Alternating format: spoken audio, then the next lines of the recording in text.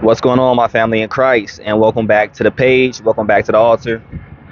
Please excuse the background music, background noise. I had to pull over real quick and get this video out. So I'm in a random Starbucks, and they got the secular stuff playing in the background. But we're gonna go ahead and crush this video for the Lord. Either way, right? We are on day 9 of the Soul Wars series, and this one is a deeper teaching based on a previous day. I want to say it was day 7. I cannot remember right now, but the title of this video is going to be Soul Restoration Before Soul Discipleship, right? And what this video is going to entail. Basically, if you are becoming a minister, if God is using you to go speak to his people, we talked about soul winning versus soul saving, right? It's very easy to soul win. Use your gifts, use your talents, use your testimony. You go out and you preach the word of God, right? You get people to get the curiosity in Christ, especially those who don't know him already, right? Or those who have known him before and fell away. You get them to get a spark back, right? That is soul winning.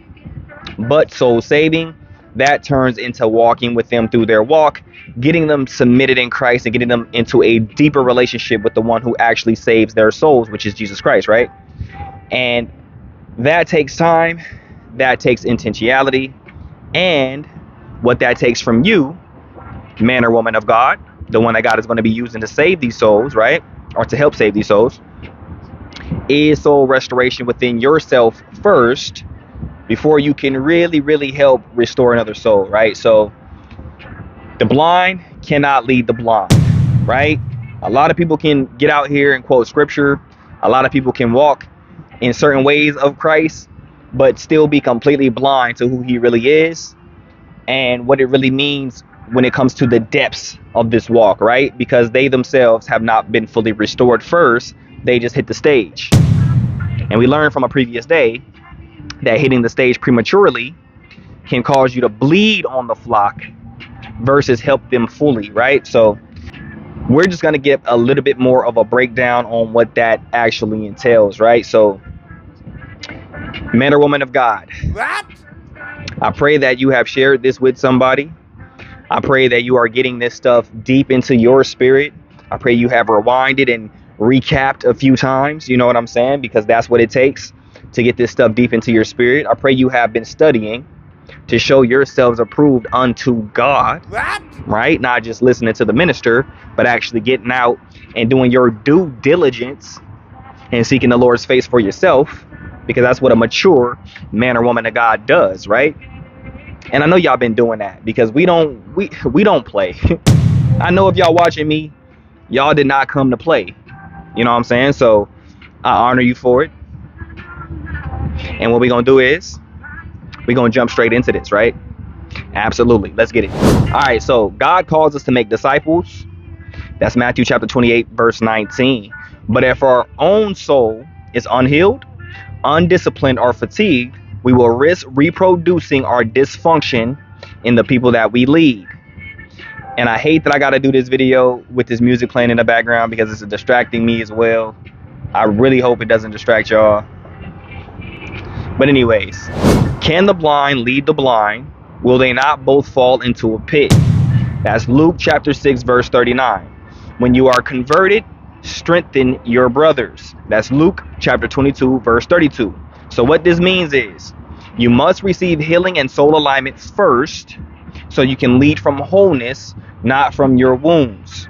So I did a little bit of explaining it on that already, so we're just going to jump to the next point. But basically, if you are still bleeding internally, you cannot then restore a person into wholeness, right?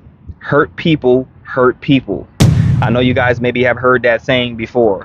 What that means is if you are still hurt, at some point, no matter how strong you appear on the outside, at some point your inner self is going to show and you're going to hurt the person that you are trying to help at some point if you are still hurt. So why this matters. Unhealed wounds leak into leadership. You might use ministry to fill loneliness, mass insecurity, or seek validation. Fatigue creates open doors. Physical and spiritual tiredness lowers resistance to temptation, making you more reactive. Now, I want to personally go ahead and dial in on this a little bit further. When fatigue strikes, that is when the enemy attacks me the most with lustful thoughts. Now, y'all don't know my full testimony yet, but if you follow me for any more extensive time, you will find out exactly who I am in the deeper parts. You already know surface level stuff, and some of you guys know deeper levels. It depends on how long you've been watching me. Lust was always a thing that Satan used to try to defeat me, right? Try to get me to where I never became the person I'm becoming today. And so when fatigue strikes, when I get tired, right? Like say I'm doing a lot of ministry, a lot of pouring out.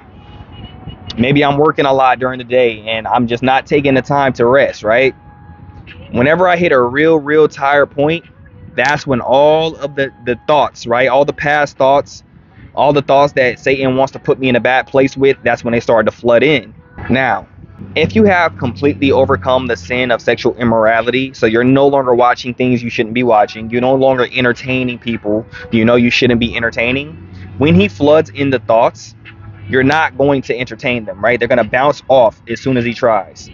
But based on this teaching that we are discussing today, if you are not fully healed from what it is that he's attacking you with, they will make room in your walk. And you're going to find yourself having to repent, having to close doors, having to fight spiritually to get back on track, and etc. and etc. You're going to be dealing with unnecessary warfare.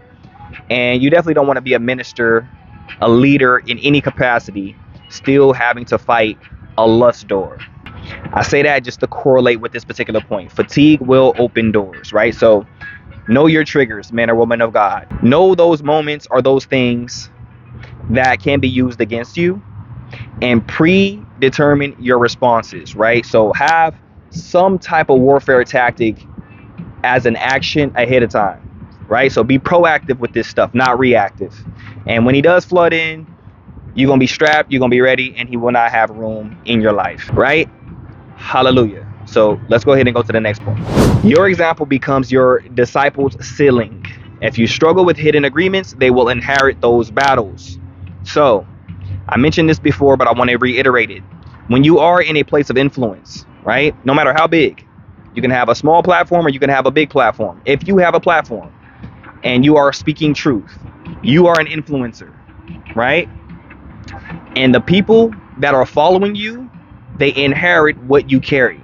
Whether you know it or not, they inherit what you carry. Whether they know it or not, they're going to inherit what you carry.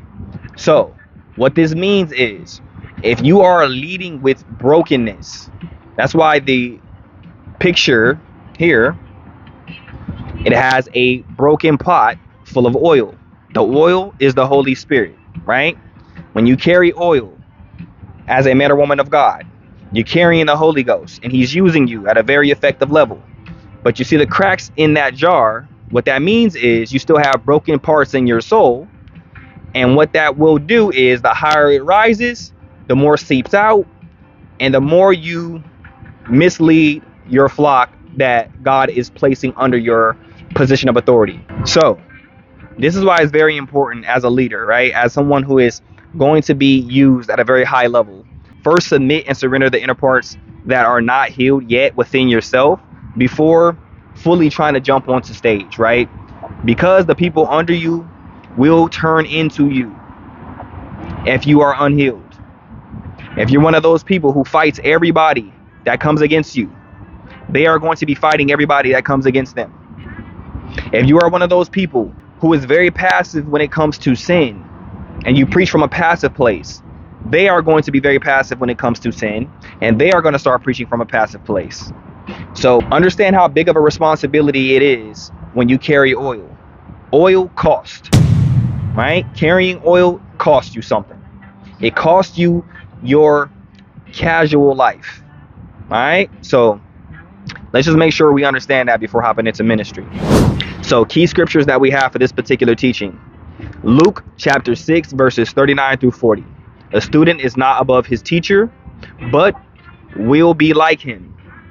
Luke chapter 22 verse 32. When you are converted, strengthen your brothers. Psalms chapter 23 verse 3. He restores my soul. And John 3 chapter 1 verse 2.